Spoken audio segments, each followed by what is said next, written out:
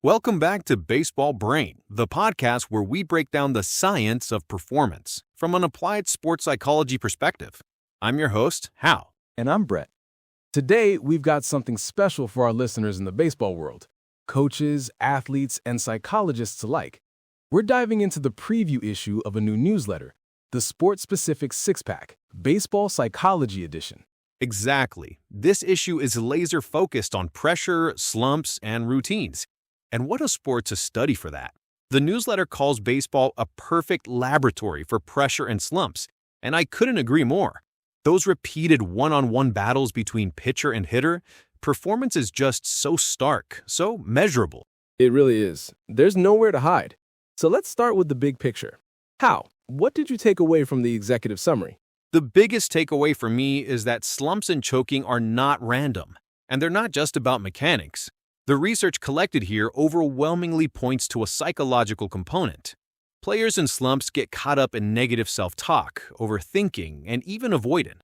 Right. It's a shift away from focusing on the task, like see ball, hit ball, to focusing on internal noise and fear.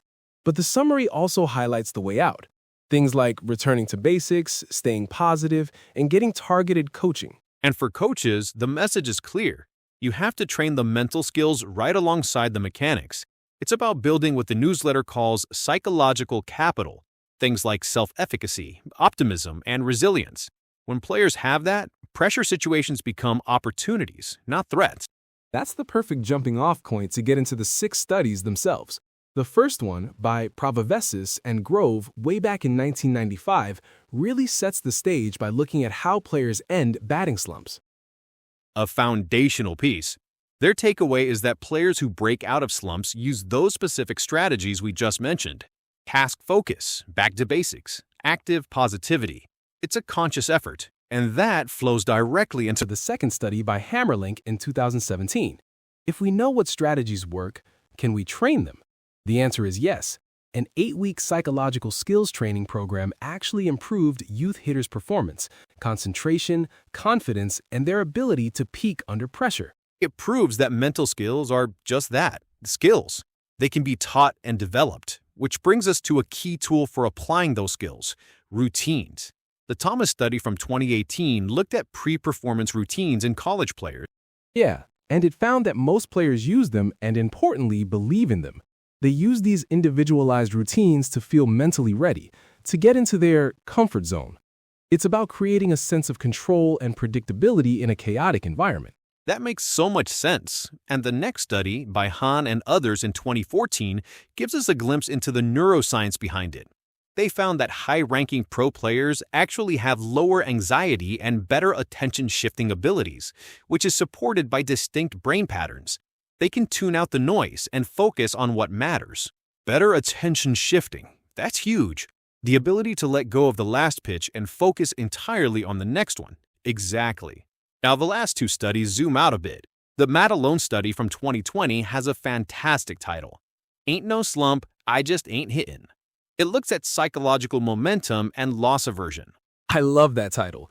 It speaks to how we interpret performance. Matt Alone's work suggests we often overinterpret random swings. We label things as hot streaks or slumps because of psychological biases, which can then become self-fulfilling prophecies. Right, it's about the story we tell ourselves, and that ties perfectly into the final study from 2023 on sports psychological capital. It found that higher levels of self-efficacy, hope, optimism, and resilience are directly linked to lower stress and burnout in university players.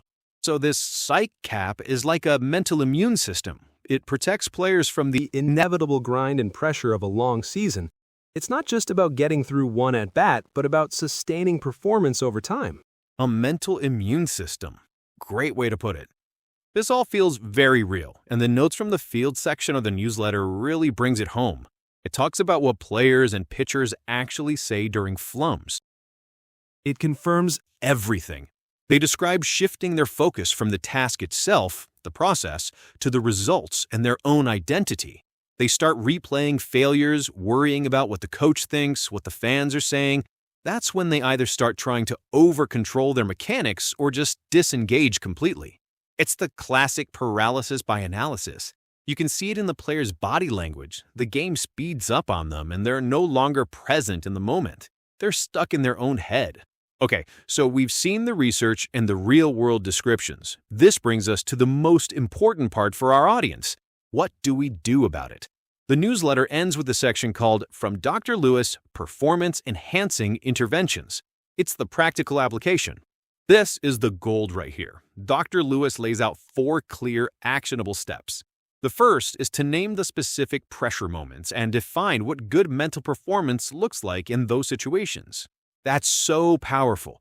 It's not about avoiding pressure, but about defining success on your own terms. Success might not be getting a hit, but simply sticking to your approach, having a quality at-bat. Exactly. The second intervention connects directly to the Thomas study. Formalize individualized pre-pitch and pre-at-bat routines, and, this is key, rehearse them under pressure. Make them automatic. So when the bases are loaded in the 9th, you don't have to think, you just execute your routine and it anchors you in the present moment. Love that. What's number 3? Number 3 is to reframe how slumps are discussed. Instead of treating them like a disease, frame them as opportunities to practice coping strategies. It changes the narrative from I'm failing to I'm learning and getting suffer. That takes so much of the fear and anxiety around slumping. It turns a threat into a challenge. And the final point? The last one is for the coaches. Reinforce effort, preparation, and resilience. This is how you actively build that psychological capital we talked about. When a coach praises the process, not just the outcome, it builds players who are mentally tough for the long haul. Wow, what a fantastic summary! This newsletter really connects the dots from academic research to what players experience on the field, and finally, to what coaches and players can actually do to improve. Absolutely. So, to wrap it up, the big takeaways are mental skills are trainable. Routines are your anchor in the storm, and building psychological capital is the ultimate long-term investment in performance. Don't just work on your swing, work on your head. Couldn't have said it better myself. That's all the time we have for today. A big thank you for tuning in to Baseball Brains. If you are looking for more research, please head over to drludo.com or find him on the socials at @drludo. We'll be back next time with another deep dive into the science of peak performance. Until then, stay focused.